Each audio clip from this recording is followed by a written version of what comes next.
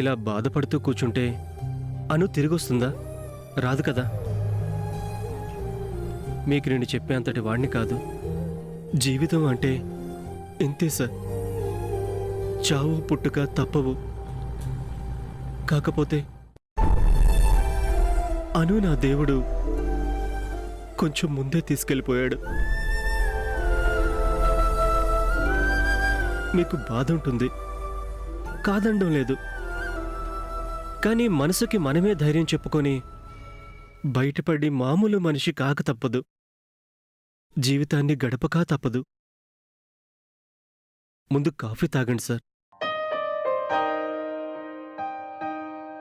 నువ్వు కాఫీ తాగేవా రవి?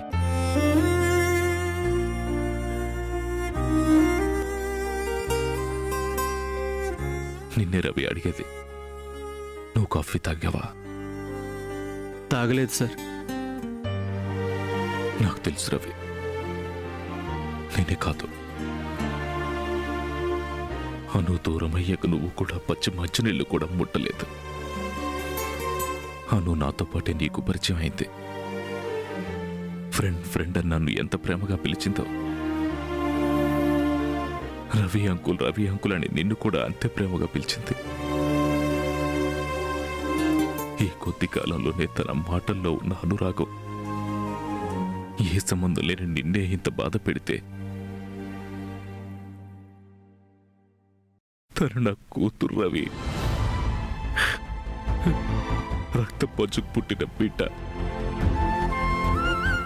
ఇంకా నాకెలా ఉంటుంది రవి?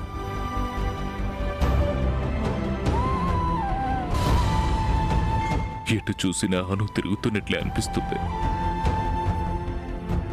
ఏ మాట విన్నా అను నాన్న నాన్న అని పిలిచినట్టే ఉంది. ఆ కల్మషం లేని పసి మనసు గుర్తొస్తేనే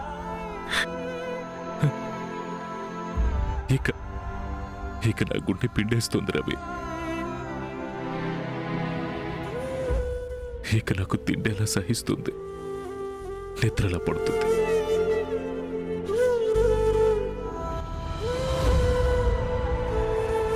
నేను పుట్టిన దగ్గర నుంచి అమ్మ ప్రేమ తెలీదు, నాన్న అనురాగమో తెలీదు. నాకు తెలిసిందల్లా ఒక్కటే, తాతయ్య క్రమశిక్షణ, భయం. ఈ ప్రపంచంలో ప్రేమ అనేది ఒకటి ఉంటుందని నాకు తెలిసింది మీనాక్షి వల్లే. కానీ ఆ తర్వాత నాకు అంత ప్రేమను పంచింది నా చిట్టి తల్లి అనూనే. తను నా వైపు చూసే చూపులోనే నేను దూరం చేసుకున్న అమ్మ ప్రేమ కనపడేది. నాను చేతి స్పర్శతోనే నాన్న అందించాల్సిన ధైర్యం వచ్చేది. అమ్మా, అలాంటి వాళ్ళది నిజమైన ప్రేమ కాదు, అది వ్యామోహం. ఎగ్జాక్ట్లీ చిన్నత్త. నిజంగా ప్రేమించుకున్న వాళ్ళు అలా చేయరు. ఎంత మనసు విరిగిపోతే కన్న కూతుర్ని పట్టుకొని మా దృష్టిలో చచ్చిపోయా ఉంటుందా తల్లి?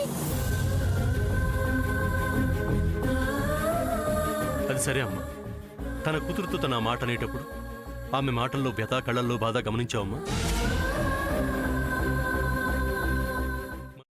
పెద్దబాబుకు బర్త్డే విషెస్ చెప్పు కూడా వెళ్ళాం కదా. ఊరికే ఎలా కాలిపోతుంది? మంట పెడితేనో పడితేనో తగలబడుతుంది.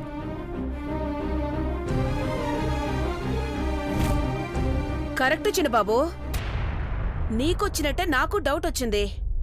పార్వతే షర్టును తగలబెట్టిందనుకుంటా.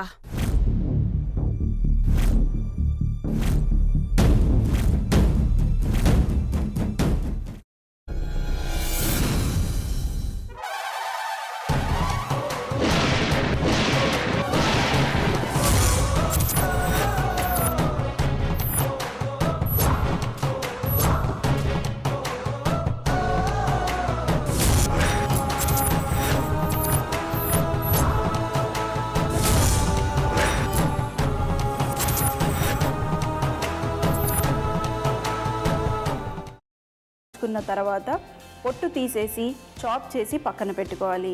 ఒక ప్యాన్లో కొద్దిగా నూనె వేడి చేసి అందులో ఆవాలు, మినప్పప్పు, శనగపప్పు, కరివేపాకు, సన్నగా తరిగి పెట్టుకున్న ఉల్లిపాయలు వేసుకుని 1 నిమిషం పాటు వేయించుకోవాలి. ఆ తర్వాత కాల్చి కట్ చేసి పెట్టుకున్న వంకాయని కూడా అందులో వేసుకుని బాగా మిక్స్ చేసి బౌల్లోకి ట్రాన్స్ఫర్ చేసుకుని అందులో తగినంత చిక్కటి పెరుగు లేదా పల్చటి పెరుగు వేసుకుని మిక్స్ చేసి అన్నంతో కానివ్వండి, చపాతీతో కానివ్వండి సర్వ్ చేసినా చాలా బాగుంటుంది.